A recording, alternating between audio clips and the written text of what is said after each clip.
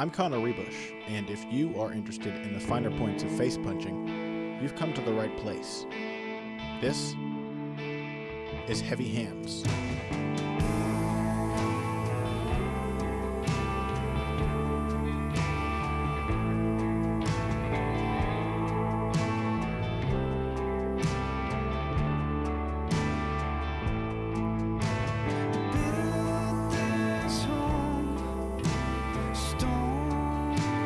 Hello and welcome to another episode of Heavy Hands. I am your host, Mr. Connor Ruebusch. With me is my co-host, Dr. Patrick Wyman. Introduction out of the way. We have a lot of fights to talk about on today's episode, starting, of course, with the events of last weekend's UFC on Fox 23 card. Why don't we just go ahead, Pat, and dive right in. Valentina Shevchenko, Julianna Peña, and Rick Little was there. What did you make of the fight? Saying Rick Little saying he wasn't sure that altitude was a real thing is my new favorite MMA coach quote. I can't. I don't know. Neither of us really knows. I suspect what role Rick Little typically plays in Julianna Peña's camp. He may not have really been serving as her head coach for this camp, just as even Greg Jackson does not always serve as the head coach in the corner for some of his fighters and so on and so forth. But it is troubling for someone who is, to my knowledge, ostensibly Julianna Peña's head coach, saying I don't really know anything about that when asked about conditioning and fighting at elevation. And then it's worrisome because also, we know that she's doing her camps in Chicago now, right? Like she has moved to Chicago. She's no longer in Spokane. Yeah. But with that said, if he is still playing any sort of role in your training, that's a worrisome facet. Like that's genuinely not good. Yeah, well, but also, I mean, his thought on the matchup was Julianna Peña is going to going to get the fight to the ground by not being afraid to throw down, and eventually it'll lead to a clinch, which is essentially the way Julianna Peña's approached every other fight of her career. The weird thing is that because of the way that Valentina Shevchenko fights, he was kind of right. Julianna Peña did get to quite a lot of clinches.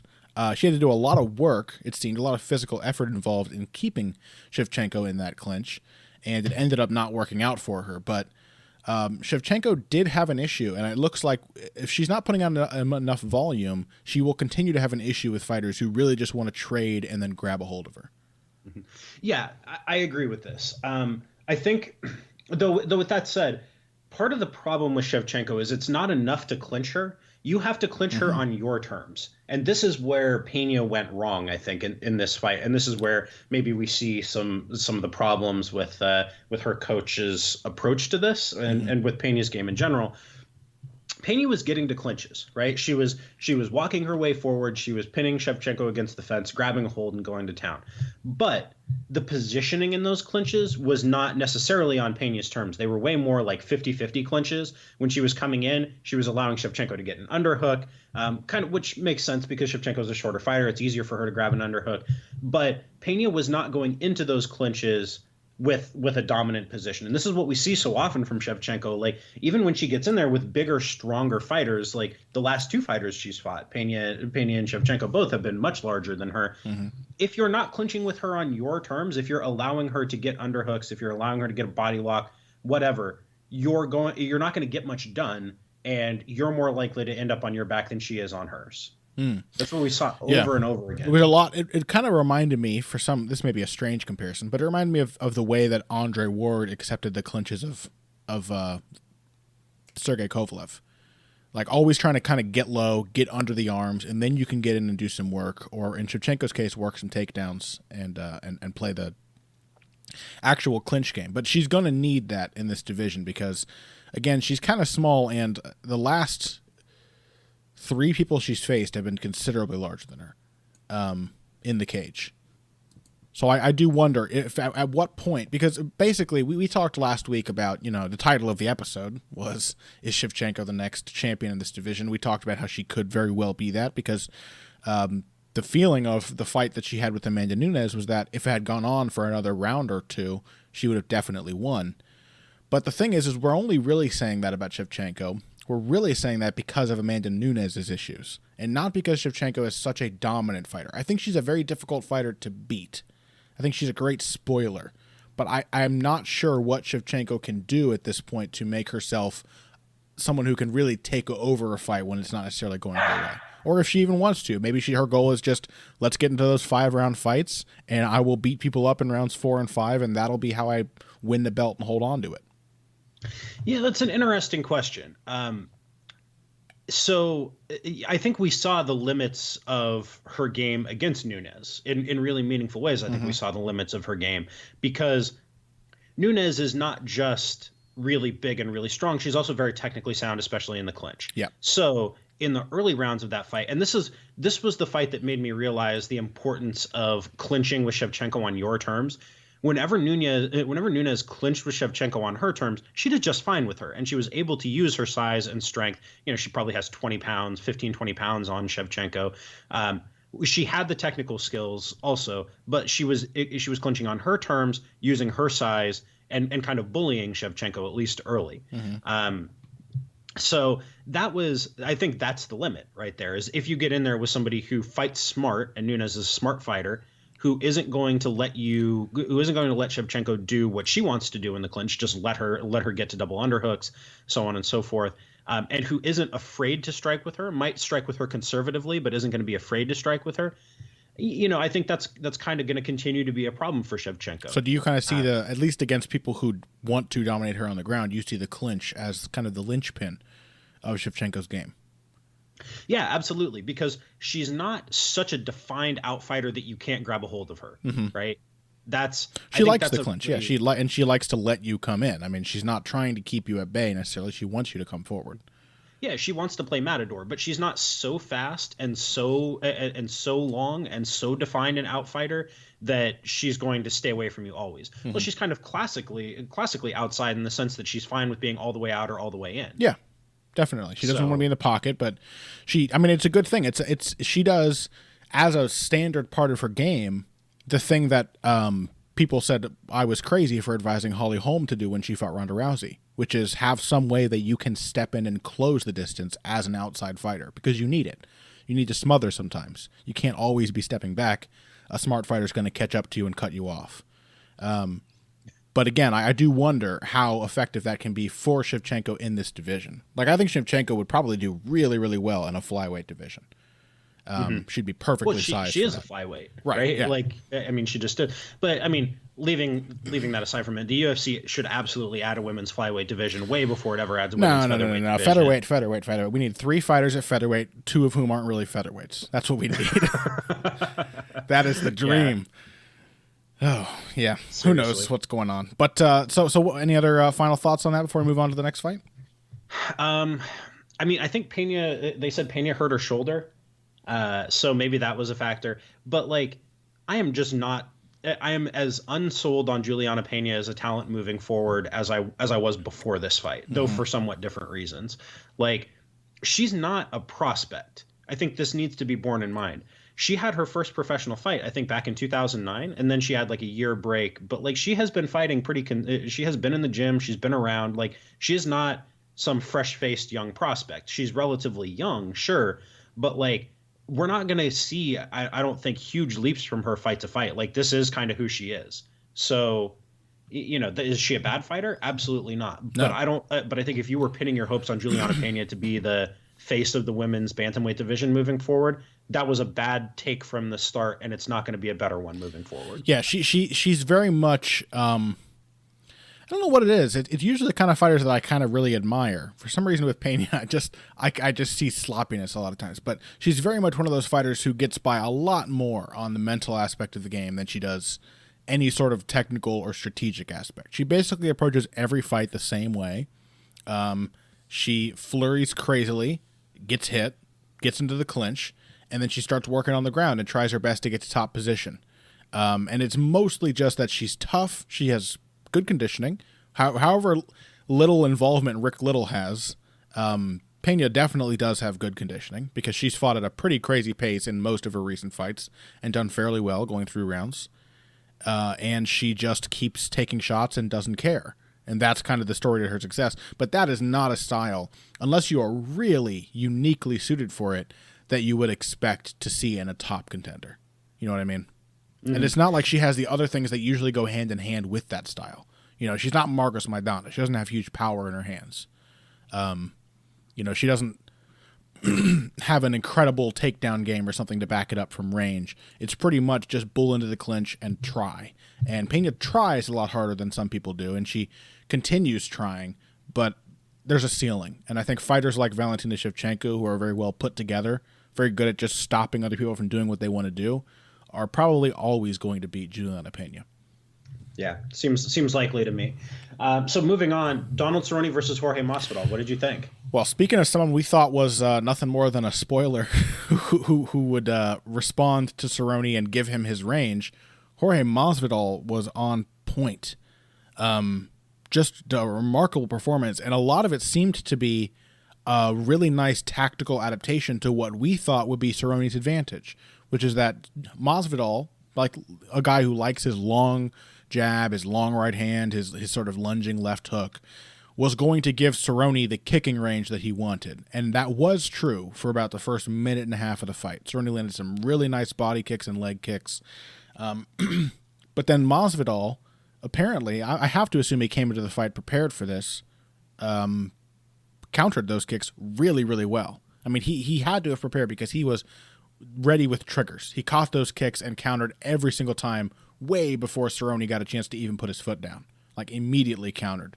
And that was how he ended the fight. And so I thought it was a really nice adaptation to sort of take the heart out of Cerrone early on by you give him his range, but you take away his most valuable weapon.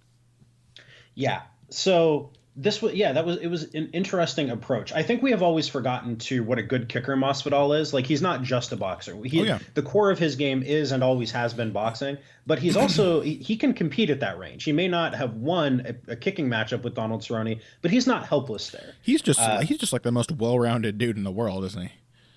He can pretty much do everything competently. He's legit one of my favorite fighters to watch, and has been for years. Ever since he fought Paul Daly back in Shark Fights, it was like 2010. Yeah. I've been a mark for Jorge Masvidal. I think he's awesome. But so there were a lot of interesting things to take from this fight. I think the counters are the big one. Masvidal, I never thought of him really as an exceptional counter puncher, at least to kicks. I think he's good in the pocket. His defense has always been outstanding.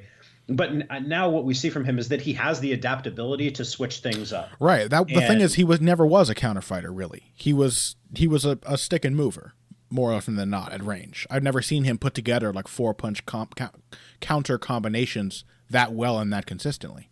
Yeah, he would throw single good counter punches, I think. Sure. Like he had a really nice counter left hook and a nice counter right hand, but he was not like digging into big, powerful combinations. Mm-hmm. So yeah, I mean, it's interesting to see a guy who's doing his best work now close to 14 years into his professional career. I think Masvidal's 31, 32 now. Mm-hmm. But you can see the kind of benefits of the style that he has, right? Like, and I think this is true. We've talked a lot about this, so I don't want to harp on it too much. But guys who start fighting really young, who pick up skills piece by piece by piece, he's a lot like Gegard Mousasi.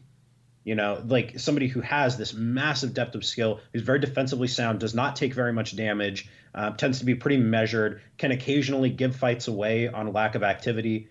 But maybe it takes a while for guys like that to really blossom into the fighters that they can become. Sure. Yeah, I mean, if this fight is any indication of a pattern, he's kind of doing now what Gegard Mousasi is doing. And those are two fighters that we've always compared to each other.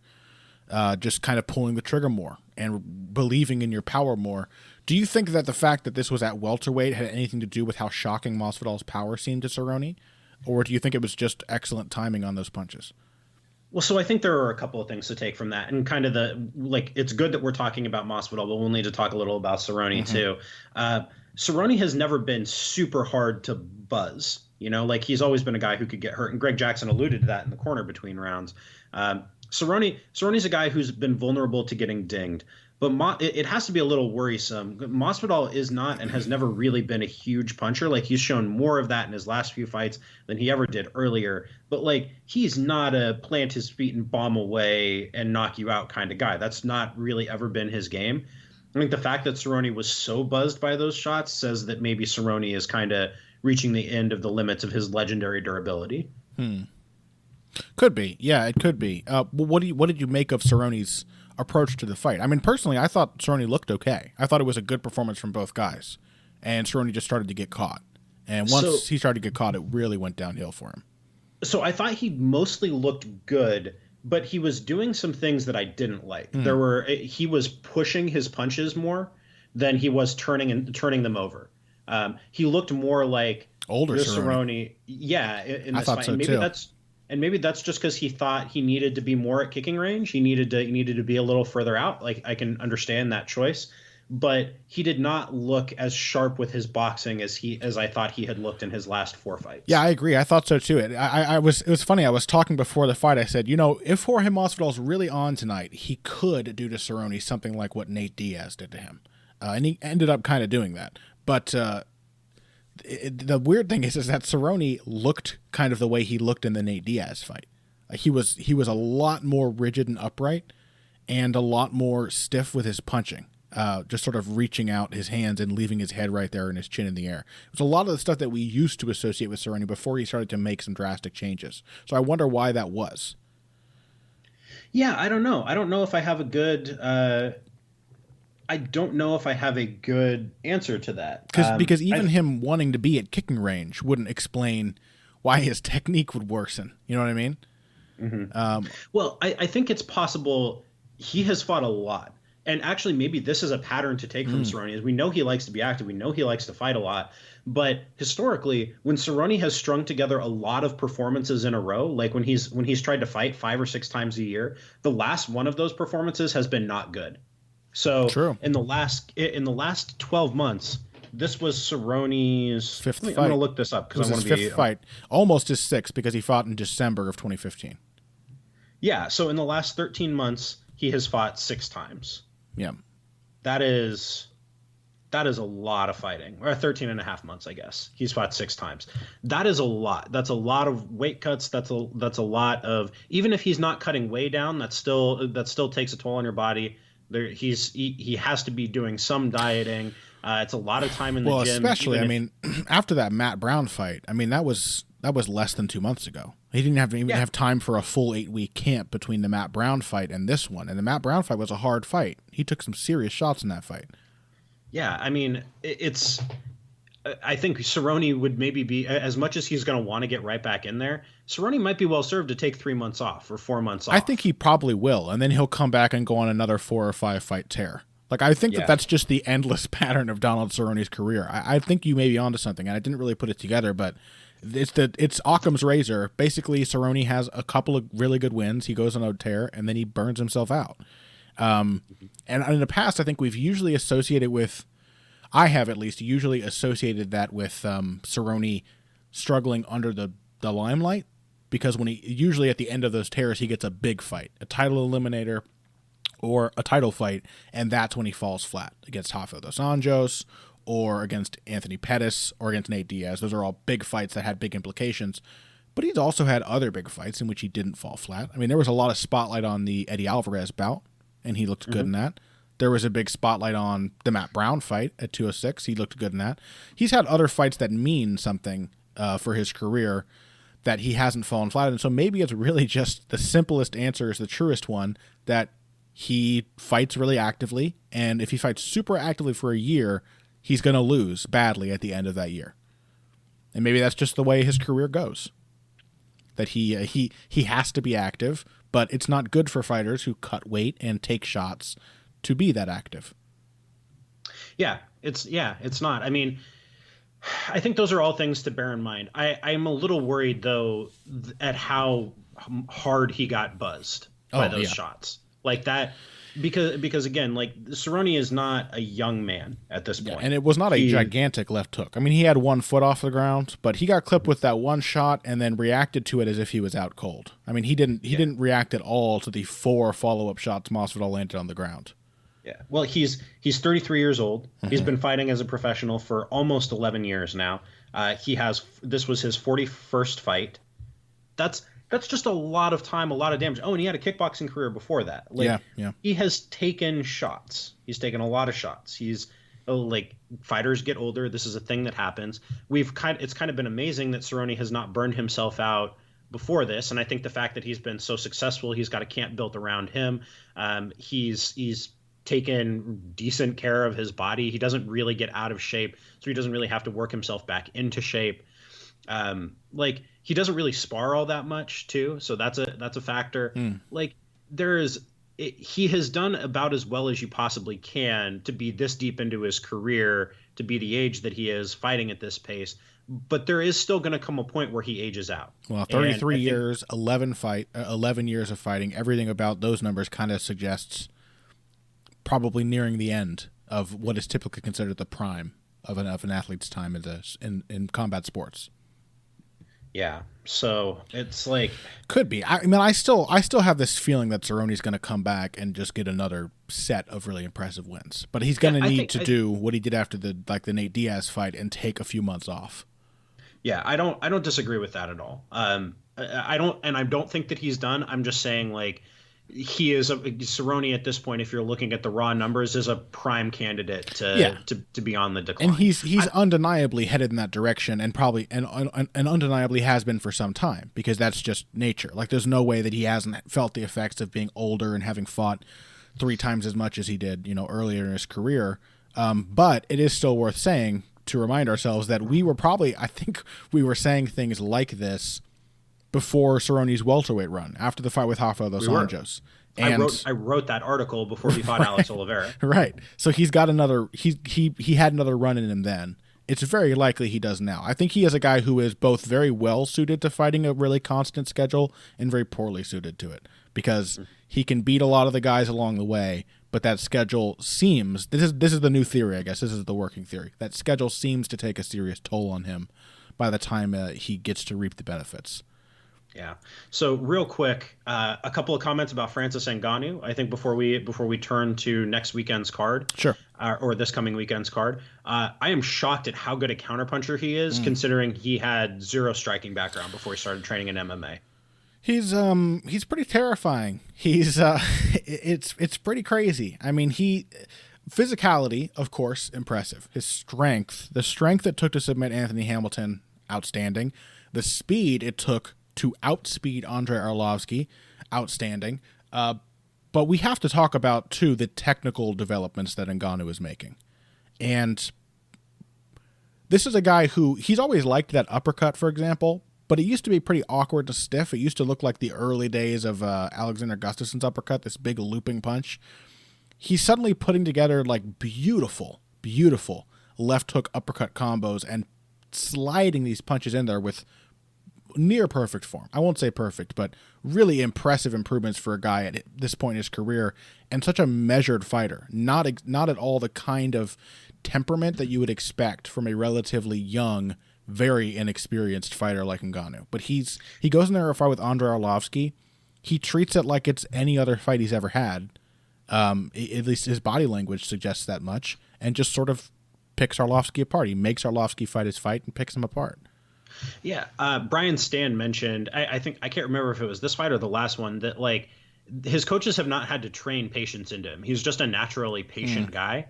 And he seems to be somebody who's building a style that works really well with kind of his baseline personality type, And the fact, like, leaving aside his physicality, because we could talk about athleticism and size and strength and all that all day, like none of that really matters past a certain point if you're not making skill improvements. Like guys will figure you out. Anybody who, and you see this all the time with like uber athletes in MMA, is they may do really, really well. Like Jake Matthews is the perfect example of this. Sure. Jake Matthews is probably one of the 3 or 4 best raw athletes in the lightweight division. And yet every single fight, Jake Matthews gets figured out. Every fight he gets figured out. Yeah. Why? Because he doesn't have any depth of skill. His game probably doesn't suit his temperament very well. Like the kinds of skills he has doesn't suit his temperament very well. And so he ends up doing things that eventually kind of get him taken over and get him caught. He's not an especially well-trained fighter either. And like Ngannou, very much the opposite. His game suits his physicality. It suits his personality. He's very calm. He seems to pick up skills very quickly. He listens to advice from his corner. He seems to be a well-trained fighter. There's nothing not to like about the way he's put himself together. He's answered every question so far that we've asked. Doesn't mean that he's destined to be the UFC heavyweight champion, but if you're looking at that division right now and who's ranked ahead of him, you think, okay, here's a really patient, powerful striker with great physicality and strength. Like he has as good a chance as any kind of rising fighter of getting to the top. Like sure. Now it's time to probably see him against a top 5 guy and see how that shakes out. Yeah, definitely. It's that there might be a bonus episode in that topic that you just briefly broached there. Someday we'll talk about fighters whose styles do not suit their temperaments and their physical advantages, and what skill sets would suit them. I think there might be a bonus segment in that. Well, I think we can do one, and I think we can probably come back to it a little bit in the next segment, because we're going to talk about Dennis Bermudez. Yes, that's a very good point. Okay, well, Francis Ngannou destroying people. It did look too. I think. Again, it's hard to say because Arlovski's been through this process before, just like Cerrone. But it did look like a performance that sort of presaged the end of a long career.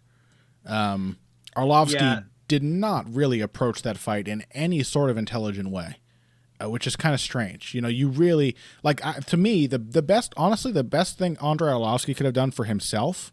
I'm glad it ended up the way it did for the entertainment value of the card, but he would have been better served to just completely stink out the joint and put on a shit performance and have a dull, boring fight if it meant he got more chances to shock Ngannou with his speed and draw him into a counter. Because that was his avenue to winning, was to get Ngannou to lead, to outpatient the young fighter and use his experience. Instead, he went in there and he looked like the amateur, while Ngannou was very patient and composed. It's kind of strange.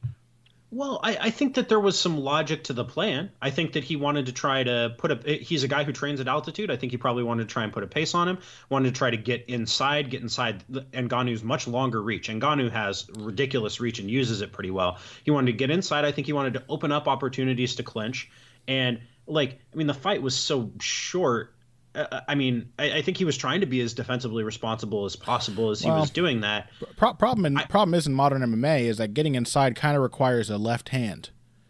And I don't think Arlovski, to me, his adaptations have been brilliant because they have taken a guy whose style I don't think really works in modern MMA and made him very competitive. You know, turning into this guy who moves a lot more, who keeps his hands up and blocks and then responds and then moves away. That works for a guy who is basically a killer right hand and not much else. But what else was he supposed to do in this case then? I'm a little confused. Honestly, wait on Francis Ngannou. That is what I would have done. I would have waited and feinted and made him come after me. That's what I expected him to do.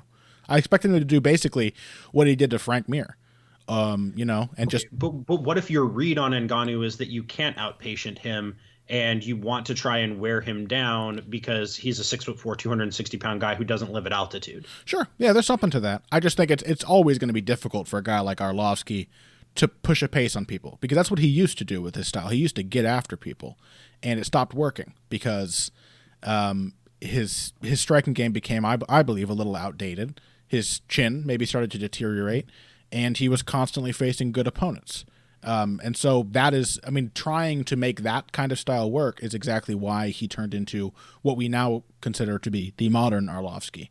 But Arlovski's modern style, he's not a counterpuncher. He's still predicated on forward movement. It's just a different forward movement. He's not a sit back and do nothing fighter, except in very rare stretches. Like that gif of him and Frank Mir just staring at each other. With Frank Mir's just old muscly gut just going in and out as he gasps, even though he's doing nothing athletic. Yeah, exactly.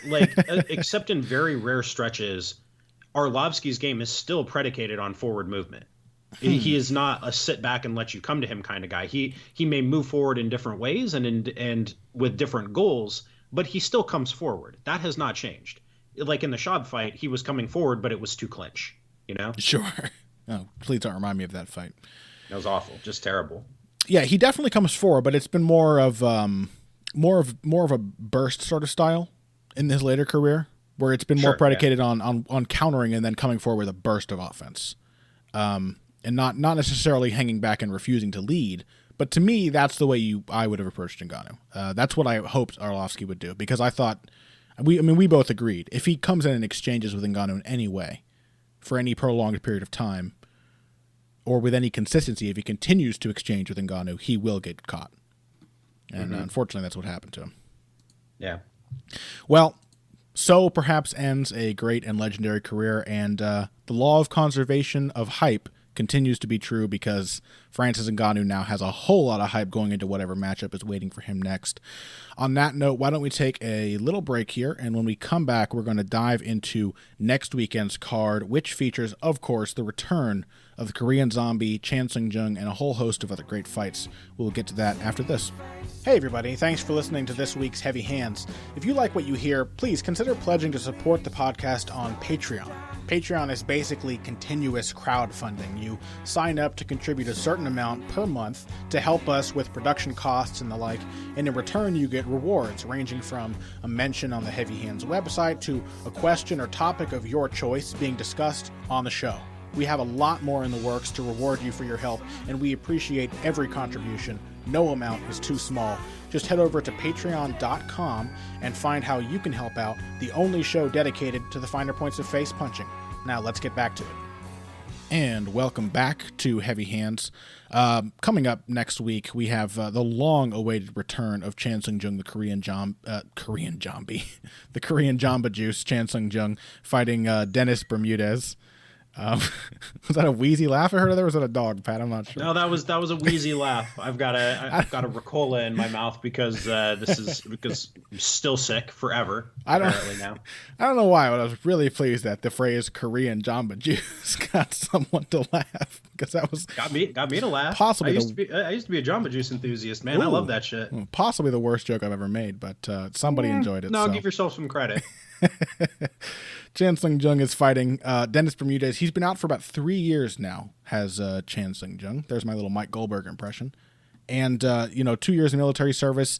The hope was that it would be a lot of time for him to heal up a sort of litany of injuries he'd collected, most notably, of course, the gruesome shoulder injury he suffered in that fight with Jose Aldo, which ultimately led to the stoppage.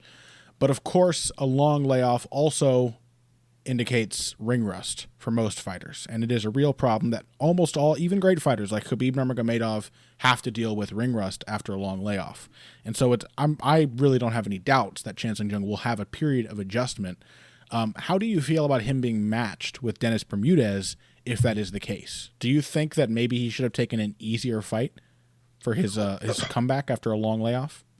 No, I think it's exactly the right fight for him, because if he's going to lose this fight, I don't think it's going to be a particularly violent bad loss for him. Mm-hmm. And it's a favorable stylistic matchup for Chan Sung Jung. This is, and I'll tell you why I think that, because Bermudez, and there are a lot of caveats here, and we'll get to some of those caveats, but if you're just evaluating Chan Sung Jung on what he showed before the long layoff and the injuries versus what we've seen recently from Dennis Bermudez, I think this is actually a matchup that Chan Sung Jung, on that basis, should probably win. Bermudez works at a quick pace. He's a kind of an outside fighter. He likes to leap in with combinations, with punch kick combinations. He kind of fights like a low rent Dutch stylist on the feet. He very much does, yeah. And but without a lot of the craft that makes that kind of game really work well. And then he supplements that with big, high-amplitude takedowns, but he isn't a great control artist, and he likes to scramble. That, to me, is like a recipe for the kind of guy that Chan Sung Jung should have beaten before the layoff, because he's not especially durable. Bermudez makes mental mistakes in his fights. He's there to be hit a lot. Yeah. And if we're looking at Chan Sung Jung, what does he actually do well? Well, he's known for brawling, but he's actually a really good, clean counterpuncher. And especially as an aggressive counterpuncher. I was going to ask you that. I was going to ask you, how would you describe Chan Sung Jung's style? Because I think if you look at his evolution, he is a lot like Juan Manuel Marquez, where he was a brawler, and he's kind of turning into a counterpuncher or an aggressive counterpuncher. Yeah. He's like a refined brawler at this point, where it's been quite a while since he's really done just crazy brawling with no thought to it. Mm-hmm. Yeah, he's still down to throw. He's down to exchange. But every fighter, probably at some point, unless you're you have an Andrei Arlovsky-esque chin, probably should be down to throw. Even Arlovsky, at times, a fighter like that, you need to be down to exchange with someone. So the being willing to throw down is often a good thing, but learning when to do it is an important aspect of improving as a fighter. So that's interesting. The thing that worries me about this matchup, Pat, is that Dennis Bermudez has really, really solid cardio for the pace that he keeps. He keeps a good pace for a long while. And Sung Jung has several times in the past struggled with his stamina in later rounds. And so I wonder how much that can improve if he's probably going to be flinching more than he did in his last fight and probably tensing up a lot more and probably whiffing on a few more punches, at least early, as he gets readjusted to the feeling of fighting. If having a powerful, aggressive, well-conditioned opponent is really kind of dangerous if that is, in fact, what happens to him. It is, yeah. I mean, but so that's why. But I don't think Bermudez is actually that dangerous. That to me is kind of the great secret to Dennis Bermudez is he looks like a guy who should be a really dangerous puncher. Who looks like he looks like he should be just like a brutal ground striker. You know, he looks like that should be his game. Except when he totally outclasses guys, that's not what Bermudez does. He has some pop in his hands, but he's not a puncher. He is kind of a high volume outside fighter who lands like who works at a really good pace and then supplements that with big takedowns. But unless you're genuinely not trying to get out from under him, he's not much of a top control artist. He's not a great submission threat, except when you kind of give him your back in a scramble. He's nasty in the clinch, but he doesn't really try to go there all that often. Like, he's not the kind of guy who's going to blow you out of the water. I don't think. I don't think. No, he doesn't have crushing power. And to your point earlier, you talked about him having mental lapses. I've come to the conclusion that the big issue with Dennis Bermudez is that he's a sort of switch fighter. He's 50-50, where 50% of the time he's attacking and 50% of the time he's defending, and never the twain shall meet. Where if Dennis Bermudez is on the offense, he's if Dennis Bermudez is reacting to you and defending, he's not bad. He knows how to slip, he knows how to move, he knows how to block. But usually he will do that, and like a Dutch kickboxer, he will respond with a counter, and it'll always be a counter combination. And for Dennis Bermudez, there is no room in his counter combinations to throw in a defensive movement. It looks kind of rote. Like once Dennis Bermudez starts attacking, he looks like he's attacking a heavy bag. And that can be great because he's pretty relentless with his combinations, but it also means he's very open to someone who is cool-headed enough to respond. So I agree with you that Korean Zombie could be that guy, but my fear is the ring rust, is the long layoff, and maybe those triggers will not be as sharp as they need to be to answer Dennis Bermudez's offense. I think a long layoff is especially problematic for a guy who likes to counter, because so much of counterpunching is based on timing and rhythm, and your kind of innate sense of the distance. Yes. And like all of that's, those are all real concerns. Like, so I'm tentatively picking Sung Jung here, but with a massive kind of list of caveats, like just because I think the baseline stylistic matchup, a guy who's hittable coming in against a good counterpuncher, a guy who makes mistakes in scrambles versus an exceptional scrambler, one of the best, most attacking kind of scramblers we've seen. Like, those are all. I just feel like the baseline matchup favors the Zombie in those ways. Yeah, I'm also tentatively picking him, and what I would like to see actually is for him to reacclimate himself to finding those counters and being willing to exchange by boxing with Bermudez a little bit early. Something that he can do. He actually gave Jose Aldo a surprisingly difficult fight by boxing him and working behind a jab and only coming in with combinations now and then.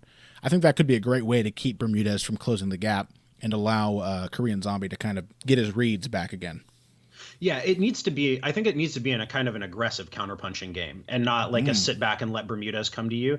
Like, you can't. I don't think you want to let Bermudez dictate space. You can let Bermudez dictate the pace. And one of the things you notice about the Korean Zombie is that he tends to fight at the pace his opponent prefers. If his opponent wants to get in there and just fucking go, like, he'll do that. But like when he fought Jose Aldo, I think he let himself get sucked into Aldo's pace, maybe more than he wanted to. I think he wanted a more measured approach in that fight, but he not quite as measured as it ended up being. Yeah. But we know Bermudez is going to come out like a house on fire, and that means there are going to be opportunities for Sung Jung. True. Opportunities and dangers. It's a fascinating. I mean, every fight with the Korean Zombie is a fascinating fight.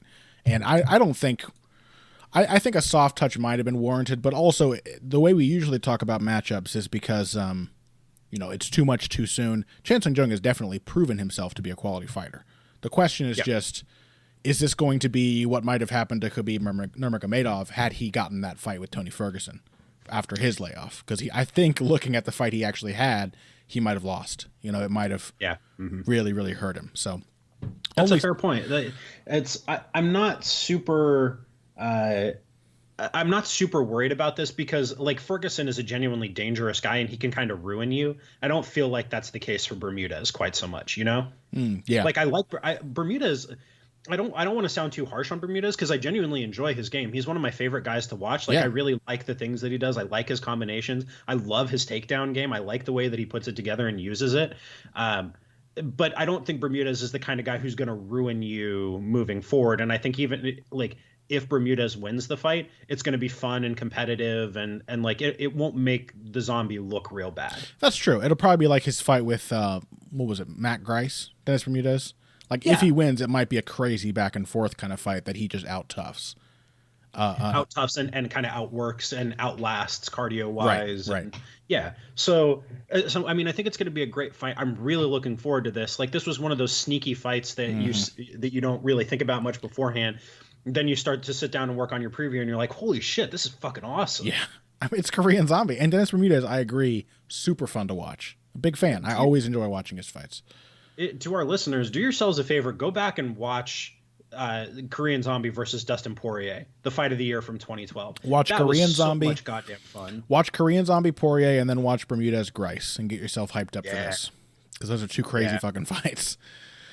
I also kind of enjoyed watching Bermudez just ruin Hani Jason. Like that was God. I mean, like Hani Jason just one of those dudes that I don't mind watching get beat up in a fight. A lot of those dudes that I don't mind watching get beat up. Also women. Julianna Peña, didn't mind watching her get her arm snapped. Yeah, I'm okay with that. I would have. I mean, I would have. It would have been more disturbing if it was somebody else. I'll say that. So. Also fair. Okay, so in the co-main event, we got Alexa Grasso versus Felice Herrig. What do you make of this, Connor? What do you think?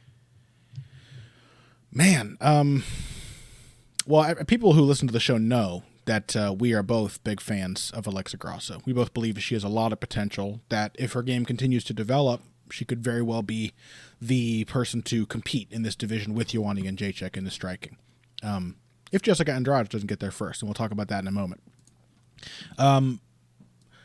Felice Herrig, though, is not actually a bad kickboxer. She, for some reason, I guess because this is women's MMA, she has become associated with submission grappling, and she does have a very good ground game, at least for a round. We don't yet know if that problem has really been solved. But Felice Herrig, stylistically, is a kickboxer. That is actually her background, and she kind of approaches fights with a bit of a Dutch style, with a lot of kicks, some punching combinations to set them up. I wonder how well Alexa Grasso will do with somebody who throws a lot of punch-kick combinations. And I think that will be an interesting test for Alexa because one of the issues she has had with some past opponents is dealing with kicks. It's not she's got a good kicking game herself. She's not just a boxer, much like Jorge Masvidal. In fact, a lot like Masvidal, I think the fact that she's so reliant on her boxing makes her kicks really surprising and therefore more effective. But she has not dealt especially well with defending kicks from her opponents. So I wonder if Herrig will confidently come in here as the more experienced fighter, pressure Alexa Grasso, and test her with those punch-kick combinations. Now, Herrig is not an amazing defensive dynamo or anything like that. Grasso will certainly have opportunities to hit her and respond on the feet. But I am certainly intrigued to see it. I think it'll be a bit of a new test for Grasso, and depending on how you look at it, sort of a preview of what we can expect if Grasso deals with Jędrzejczyk, who is a lot more active now with her kicks than she used to be. You know, I'm going to come down hard on this because I think you're drastically overrating Felice Herrig as a kickboxer. I think she is I think she's relatively slow. I don't think she throws much volume. I don't see her throwing many combinations. I think she throws a lot of single punches and kicks. I don't like that's just not, to me, really what she actually does well. I think we think of her as a kickboxer, and I think that's I don't think that that's the best way to understand what she's trying to do in the cage. At heart, I think she wants to bull her way forward into the clinch, and she's a real good clinch fighter. She's got a good understanding of leverage and position, especially against the fence. She's got nice takedowns. She throws good knees, the occasional elbow inside. That to me is the real heart of her game, and what she does at range is kind of ancillary to that. But she can do work there. And she's not bad. She's definitely better now, I think, than she was a couple of years ago. But really, she wants to get into the clinch, bull you around, hopefully get you to the floor, get you into a scramble where she can hit her armbar or get to your back. That to me is Felice Herrig's game. And I don't think that she's going to have any success doing that against Alexa Grasso. If she sticks at range and strikes and uses that nice left kick that she throws, if she uses her jab, I think she can be surprisingly competitive with Grasso at range. I do not think that's what she's going to try to do, and as a result, I think she's going to get pieced up. Well, here's why I bring up the kickboxing game, because I know that Felice Herrig is technically capable of throwing some nice combinations and strikes, and we have seen her do it before in the past. I think the thing with Herrig, and this is something she's talked about, is that she has a sort of mental block going into a lot of her fights. That's at least what she believes. And that's something that she has apparently been working on recently. But that was, I think, probably the reason that we see a lot of her rushing into the clinch. And, I mean, if you watch Herrig, for a veteran who's really experienced, you still watch her fight with, say, Paige Van Zandt or her fight with Tisha Torres, and you see someone who looks shockingly anxious and unsure for somebody who has the experience advantage in both of those matchups. You know what I mean? Like, basically every time Felice Herrig has fought somebody who's really good, who really just wants to take the fight to her, she has folded. And so I wonder if she has actually made the improvements to do what you said, because I agree. I think if she kickboxes with Alexa Grasso range, I think too she can be surprisingly competitive. But I don't know. It's worth what you said. It's worth bringing up. Will she actually do it? Because I don't know if she's going to go in there and take 3 shots and instantly decide she has to bull into the clinch. Is that what's going to happen to her? That's my sense. That's what I'm betting on, because I think that's kind of been the pattern of Herrig's career. She is a better fighter than she gets credit for, but there's a reason she's a journeywoman and not a contender in that division, and wasn't a contender even before the influx of new talent into the UFC. Like, that has never been her. She's in that Beck Rawlings role, basically. I think she's a little better than Rawlings, but she's in that Beck Rawlings role. But so what do you think happens if she does the typical thing? If she bulls into the clinch and tries to get Grasso to the ground? I don't think she's big enough or strong enough to really toss Grasso around. Mm-hmm. I think Heather Clark, I thought, was better equipped to do that than Herrig is, and she still couldn't do it very effectively. And everybody, since day one of her career at a high level, has been trying to bull Grasso in the clinch, and nobody has yet succeeded in doing it with any measure of effectiveness. Grasso is used to people trying to do that. I think, like you, I think that where Grasso will eventually get herself in trouble is when she gets sucked into into kind of a quick pace striking matchup with somebody who's going to kick the shit out of her legs. Yeah. That to me is where she's going to run into trouble. So like, I think Jędrzejczyk is kind of a tough matchup for her, or somebody who's going to intelligently pressure her with a high volume of strikes and kind of suck her into fighting off of her back foot, where I think Grasso is effective, but not exceptional. She's effective, and she's surprisingly effective, but she is very, very willing, as we said in the past, to be backed up and to be pushed into the fence. I mean, she is really happy to square her feet and throw kicks with her back literally touching the chain link. And that, shades of Anthony Pettis, it's not a good thing. It's not something you want to see out of a prospect. I mean, I think her footwork is better than that. And it is not as easy to back her up as she can get out of there better than Anthony ever could. That's for sure. But she gets herself into the position that always caused Anthony Pettis problems. But less than she used to. That's true. Her footwork is better than it used to. Like, you saw that a lot when she fought, oh God, who was that? When she fought like Mizuki Inoue, she did that. Her first fight in Invicta, I can't remember who it was. Was it like Alita Gray? She got herself backed up a few times. Ashley Cummins. Inoue did it. Jody Escobar did it a little bit, but was very ineffective with it. I mean, she got hit a lot. But think about how Escobar did that. It wasn't that she backed her up right into the fence. It was that Escobar would get relatively close, then grab a takedown and push her into the fence.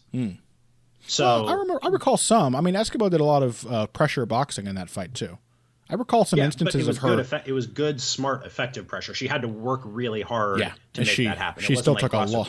She still took a lot of shots in the way in too. Yeah. So you can pick your poison there. If you want to try and play that game with Grasso, you're going to eat shots, and you may succeed in doing it, but you're running a gambit where you're going to have to get hit if you want to play that game. Mm-hmm. Yeah. My concern is really just to avoid hyping Alexa Grasso up too much in my mind, because I know there are some serious flaws in her game that may or may not be solved with time. But I do still think, I mean, at this point, she definitely needs time before she faces someone like Joanna Jędrzejczyk. I think matchups like this are perfect. Like when she wins this one, give her Beck Rawlings next. Give her these mid-tier women who are going to go in there and try and bang. Are going to be tough, but they're going to give Grasso a chance to, show off what she can do against an experienced fighter who, in most cases now, most of those older fighters are probably going to be trying something different to get to Grasso. I expect a lot of fighters to go in there and be trying to figure out ways to beat this fighter who's kind of a new thing in this division. And put her in matchups with fighters who are going to force her to adapt and think on her feet and learn to play a high level game. Precisely. Because Grasso early in her career, not that she wasn't a smart fighter or anything like that. I think she's remarkably composed and calm in the cage. Oh yeah. But she didn't have to work that hard mentally in those fights. Like with the fight with Mizuki Inoue, she did not have to think real hard about what Inoue was going to throw at her. She had to think against Escobar. I think Escobar is a really underrated, really good fighter who's well coached and comes in with good game plans. Like I've been around Jodie Escobar. She's been watching tape and doing pad sessions, and like she thinks very hard about how and why she's doing the things she wants to do. She should have been on The Ultimate Fighter too, but yeah. Yeah, I agree. I agree. Yeah, we need more fights, like fighters like Escobar, fighters and like Heather Jo Clark. Like I think they're matching Alexa Grasso very intelligently so far. And I think we need like another year or two of this before she steps up into those upper echelon, with a final test maybe against someone like a Rose Namajunas or something like that. I would give her Tisha Torres at some point. I think that's because I don't think they view Torres as like a legit contender, but I think Torres will test, is a well-coached, smart fighter who can do a lot of different things, who would force Grasso to think a lot on her feet and adapt and game plan well. Torres is a backdoor contender. Like she's the kind of person that the UFC is not going to match. They're not going to set her up to be a contender, but she's going to be surprisingly difficult to beat no matter how they match her. That's just Torres. So. Yeah, I think she's like a perennial top 5 fighter. I think she's going to end up being like the Ryan Bader of strawweight. Sure. Yeah. Except she won't get knocked out a bunch of times, which is great. Yeah. She's because she's super tough, and I love Tisha Torres' game. I'm happy she's fighting on this card. Yeah. I'm interested to watch her fight Beck Rawlings. I think that's going to be a fun matchup. Mm-hmm. Well, we have one other fight we want to discuss here before we try to start wrapping things up, but we got to take a break before we can do it. So one more little rest here, and when we come back, we're going to move on to Jessica Andrade versus Angela Hill, who makes her return after having claimed the Invicta FC strawweight title after being cut from the UFC. So a really interesting fight there, and with serious title implications for the belt of Joanna Jędrzejczyk that we were just discussing. We'll get to that after this. Financial support is fantastic, but there are other, even easier ways to support Heavy Hands. Perhaps the best is by spreading the word. We know our fan base. You're all cool, popular people with serious social media presences. You're tastemakers and trendsetters. Okay, there are one or two of you that don't fit that description. You know who you are, but no matter what, you can always help us out by telling folks about the show. And you can also give us a positive rating and review on iTunes and Stitcher, things like that. We rely on word of mouth and positive feedback to grow and improve, so thank you very much for your time and your help. Now, back to the show. And welcome back.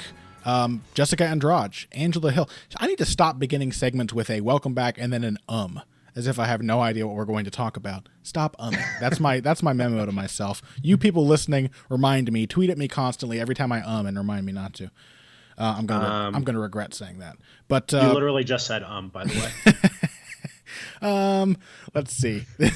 Dennis Bermudez, Sung Jung. That's the fight at the top of the card. Opening up the main card, we have women's strawweight bout Jessica Andrade versus Angela Hill. Andrade has been making waves down here at women's strawweight since moving from women's bantamweight. Quite a drop because, again, the UFC does not have a flyweight division. She does seem, however, to be very well suited for it. She's had 2 really impressive performances, and that has been enough, more or less, to put her in the title picture, where you kind of get the feeling that with one more impressive win, they're going to set Andrade up with Joanna Jędrzejczyk, but she's fighting Angela Hill, who has looked pretty stellar in Invicta. Not necessarily all blowout performances, both close fights in her last 2, the 2 5-rounders, but she has gotten to show off a lot of things that could come in handy against Jessica Andrade, namely long-range fighting with good footwork and stamina, because we do not know yet how Jessica Andrade's stamina holds up in a full 15-minute fight after that weight cut. I mean, the Penne fight, she kept a pretty crazy pace, but it is a lot easier to keep up a crazy pace on a heavy bag. You know what I mean? Yeah, she was not which really is essentially tested. what that fight turned into. Yeah. I was there for that. That was crazy. Yeah, that was right when I was starting to get pretty lit, and Jessica Andrade just shoe shining the shit out of Jessica Penne every time she hit the fence was enough to get me going. For sure, yeah. So Andrade Hill, it's a classic boxing style matchup. It's the swarmer versus the outfighter, and I don't know. Part of me wants to say that Angela Hill can make Andrade work, but I'm not confident that Angela Hill is actually quite good enough yet at outfighting, has quite racked up enough experience to deal with the kind of crazy volume and power and pressure that Andrade brings. It's not that Andrade comes out in every fight from the opening bell just throwing punches, but she's a lot like John Lineker, where she closes you down, she gets you against the fence, she waits on you, you feel anxious, so you throw, and then she counters you with about 36 shots at once.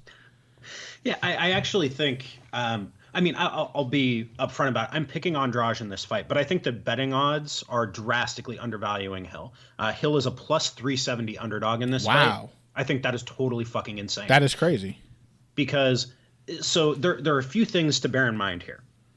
First is that Andrade is almost entirely a flurry fighter. She does not throw hardly anything if you are not backed up to the fence. Mm-hmm. She doesn't jab very much. She doesn't kick very much. Like, she doesn't do she basically does nothing at range except try to back you up and shut you down with her footwork, which is good. It is good pressure footwork. It's good, effective pressure footwork. But she kind of relies on you being so afraid of what she's going to do if you let your shots go that she doesn't have to do a whole lot. Like, the first flurry is where Andrade wins and loses fights, you know? That's kind of her game. And Hill has become very good at sticking and moving and piling up volume and throwing good shots at range. Like, she will work at a good pace. She'll throw 12, 15, 18 strikes a minute, move, and eat up whole minutes of a fight that way. She's become pretty good at that, including against fighters who are pretty decent at pressuring her. Like, Livia Hinata Souza did a good job of getting in her face and staying there. Yeah. And it still didn't crack Hill. Hill is making huge improvements. Yep. From fight to fight. She's delivering on what I thought I saw when I very stupidly picked her over Rose Namajunas way long ago. I was totally going to bring that up, so I'm glad that you did that. She's turning into that fighter. It just, of course, it took longer than I thought it did, but it's taking less time than it probably should have. Yeah, she's kept a nice active pace. She's well trained. She trains at Alliance MMA, and that's a good stylistic fit for her. Definitely, she wants to be an outfighter, and Eric Del Fierro is very good at training outfighters. She is definitely looking like the Dominic Cruz style as well, and it's. I criticized Alliance MMA a lot in the past for what I perceived as them trying to teach that style. Eric trying to teach that style to fighters that it wasn't suited to. But Angela Hill is a prime candidate for that kind of awkward footwork, weird lunging punches, feints, and just constant activity without putting yourself at risk. I mean, she's a perfect candidate for that. Yeah. Now, this is not to say that Hill has become a perfect fighter. No. I think she's still hittable when she comes in, when she comes in with one of those combinations. She tends to watch her work on her kicks. It's weird. Like, she doesn't retract her kicks quickly enough after she throws them, so she's vulnerable to having her kicks caught and turned into takedowns. This has been a consistent issue for her. You see that a lot where a fighter will throw a kick, and this is one of those things where there's a right way and a wrong way to do this.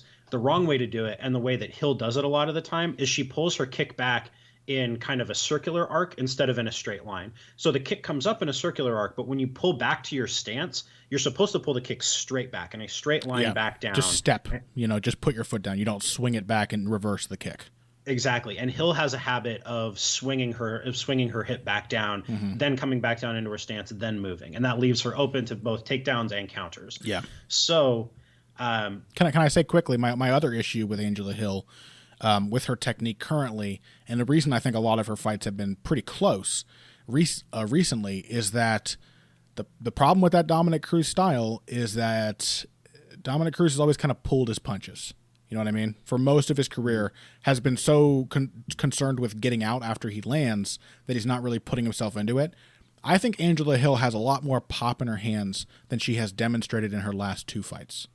I think she has some pretty considerable power for this division, but she is doing a lot of angling while connecting now, and it has taken some of that power away. And unfortunately, I think some of that, on the one hand, it's good not to overcommit and get tied up. If you're fighting somebody like Andrade, you don't want to get bulled around. That could be helpful. On the other hand, you might need to crack somebody like Andrade to teach him a lesson. Yeah, especially because Andrade is hittable, yes, and her chin is not iron. She has been finished with shots before. So there was one more thing here that I thought was notable that would help to make this a favorable stylistic matchup for Hill, is in the clinch. Hill is really, really strong. She's got a great double collar tie, and Andrade has a terrible habit of just ducking her head down. That's how she got her eyebrows split open in an otherwise dominant fight against Joanne Calderwood. Like, she got sloppy in the clinch, ducked her head down, and got kneed in the face. So Hill's a lot like John Jones in the clinch. She's like, whether overhooks or underhooks, she's got great head pressure and control. She uses her height very well to kind of smash her opponent and maneuver them around. Well, she's very strong, and she's got great technique and great leverage. She's got pretty long arms too, which helps in the clinch. So those are all things to bear in mind. With that said, I'm still picking Andrade. Are you picking Andrade too, or are you picking Hill here? I am. At some point, I think the pressure is going to get to Angela. I think at some point she is going, again, as you said, too hittable, still it's coming along, but also doesn't really pack a ton of heat. And I think at some point Andrade is going to get Hill to throw and then just unload on her with punches and kicks. Yeah, that's exactly how I think this is going to. I don't think that Andrade is going to get as many opportunities as she has in her last couple of fights. Definitely not as many as she had against Jessica Penne. That's for damn sure. A teammate of Angela Hill. That's true. It's a revenge match for Angela Hill in some ways. Here's the thing. Another wrinkle of this matchup that we have not yet discussed, and I want to sneak this in before we wrap up. Jessica Andrade showed a willingness against Joanne Calderwood to grapple. It was how she won the fight, of course, and to wrestle specifically. It wasn't exactly a sort of high crotch lift that would have made Daniel Cormier proud, but Jessica Andrade is clearly very strong, and willing to grapple while being very strong is a good combination of things to have. The 2 high crotch lifts she got Joanne Calderwood with really changed the tone of that fight, I should say. And so I think Andrade may do that to Hill, seeing Hill as this active, long-range fighter. But Angela Hill is surprisingly good on the ground. She actually, was it her last fight against Galene Medeiros that she kind of got her in a triangle at one point and threatened it several times. She's a good scrambler. It's very difficult to hold her down, more so than it typically is at women's strawweight, where I don't think the wrestling is as high a caliber as it typically is in the men's divisions. But also she's got a nice guard with some long limbs that make her pretty dangerous. So I wonder, how do you feel about the potential grappling match between these two if Andrade does pursue the ground game? Especially because Andrade has gotten herself in trouble, even from top position on multiple occasions. She looked very poised in the fight with Calderwood, but twice in the past she has basically dove into chokes. Yeah, Calderwood is also not a great guard player and never has been. Right, yeah. Like, she is better than she used to be, but she's drastically better from top position. Her guard retention is pretty bad. Andrade is passing it really easily. Yeah, so that's all worth bearing in mind. Like I said, I really think the betting odds on this fight are just screwed up. Like, even though I'm picking Andrade, because I think eventually she will hit some takedowns. She'll do some work from top position. She'll get her flurries going. I still think that it drastically understates Hill's chances of sticking and moving her way to a decision, or landing something big on Andrade, or catching her napping on top with a choke or something like that. So she's also, again, like, Hill is a well-trained, smart fighter. She makes pretty good decisions in the cage. Like, she's going to be prepared for this. I'm looking forward to it. It's one of my favorite things. Yeah, absolutely. Final question. Jessica Andrade or Angela Hill, which one of these do you think is a better matchup for Joanna Jędrzejczyk? I don't know that Angela will get the title shot if she wins, although they might go with the let's have the Invicta champ fight the UFC champ. But which one do you think has a better shot of testing Joanna Jędrzejczyk? Oh, I think it's Jessica Andrade. Yeah. The by a hitability, pretty long stretch. that early hitability of Jędrzejczyk is a problem, you think? The early hitability and the pressure. Like Andrade is just not going to stop coming after her, and like we have seen, you can pressure Jędrzejczyk if you want to get in on that. We know she's got bricks for. We know Andrade has bricks for fists, and Jędrzejczyk is hittable, even hittable later in the fight. You know, True, like Jędrzejczyk is many things, but a defensive mastermind. She is not. She is not Jose Aldo. True. So, like. That's the and also we've seen, even though Jędrzejczyk's wrestling is much better than it used to be, she's got great takedown defense. If Andrade gets on top of her, she can do work. She can do some damage. So that's the matchup that I really want to see. Otherwise, I think Hill could be competitive and fun, and like more so than Valerie Letourneau in that same kind of fight. It's a fight I would watch. I would enjoy it, I'm sure, but I think Andrade has a much better chance of actually beating her. Sure. Yeah, I tend to agree. Okay, well, that about wraps it up for us. 2 really solid cards, one last weekend. We were hyped for it, even though it didn't have a ton of name value. It ended up being very enjoyable to watch. Hopefully this one turns out the same way. It's UFC Fight Night 104, Bermudez, and they're calling it Bermudez versus Korean Zombie rather than Sung Jung, because I think about 50% of people who like the Korean Zombie don't know his given name because he's so associated with that nickname and that damn T-shirt. Yeah. So we're looking forward to that one, and that does it for this episode of Heavy Hands. Thank you, everyone, for tuning in. We do have a few questions on Patreon. If you have not sent us your questions and you are a $5 patron, then please do that now. Even if you sent one a few months ago or whatever, send them in again. We need to refresh. We've got a few. We'll try to be getting to those over the next few weeks when we have a lot of just sort of routine fight cards to cover. We want to talk to you guys and address your curiosities. Before we wrap up, Pat, what do you have coming out this week? About a million things, I'm sure. A whole bunch of shit. A whole bunch of things happening this week. I did the top 25 prospect list for 2017 with my colleague Scott Harris. His piece of that came out last week. Mine came out on Monday. I wrote a feature about the new Legacy Fighting Alliance formed from the merger of Legacy Fighting Championship and RFA. I got to sit down and talk with the head of Access TV Fights and Ed Suarez, and I wrote that up. That came out on Tuesday. I'm coming out on Wednesday, the day this episode comes out. I'll have my complete guide to UFC, or to this weekend's UFC Fight Night card. Then I'm going to be writing, I think, another thing on the Korean Zombie that'll come out Thursday or Friday on his game, kind of reacquainting ourselves with him after all that. I will also have a new episode of Fall of Rome coming out on Thursday. We're going to be talking about the Roman economy this week. And then mining? You talk about mining? What? You can talk about mining?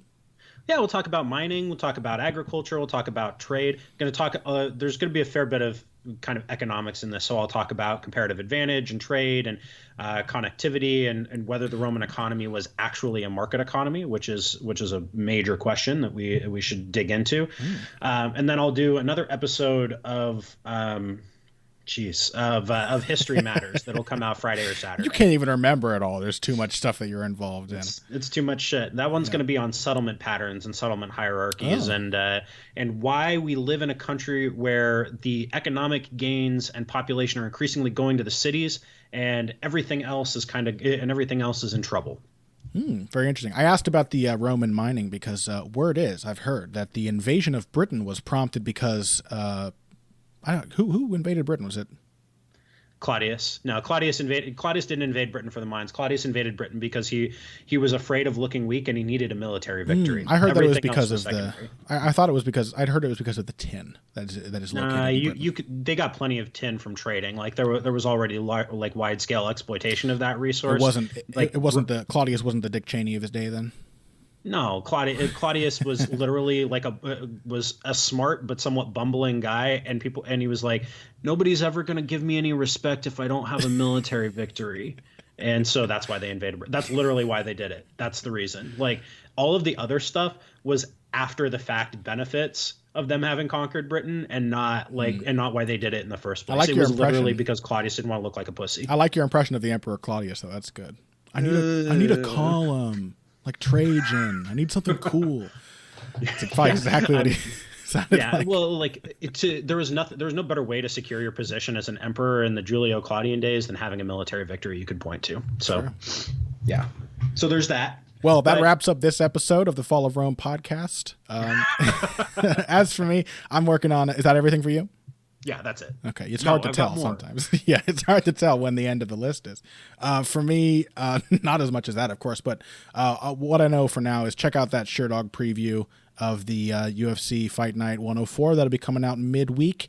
And then probably if you're listening to this episode the day it comes out, you will have already had access to an article. I'm doing a technique recap talking about timing.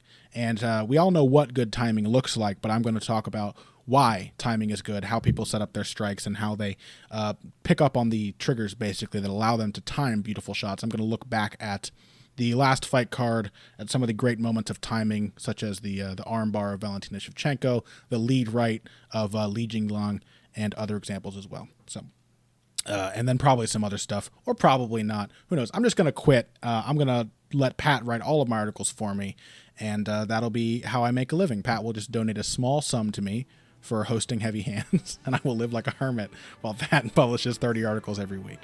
So thank you guys for tuning in to this episode of Heavy Hands. We enjoyed having you here with us, and I hope you stuck through that about 2 minutes of Roman history discussion that randomly exploded. But that's basically what it sounds like when Pat and I get together before each episode begins, so you got a little insight into what our conversations typically sound like. We will catch you next time. Coming up next week is UFC 208, so we'll be talking about that and recapping this card next week. And again, send us your heavy bag questions. Until then, if you came here today for the finer point of face punching, you came to the right place. This has been Heavy Hands.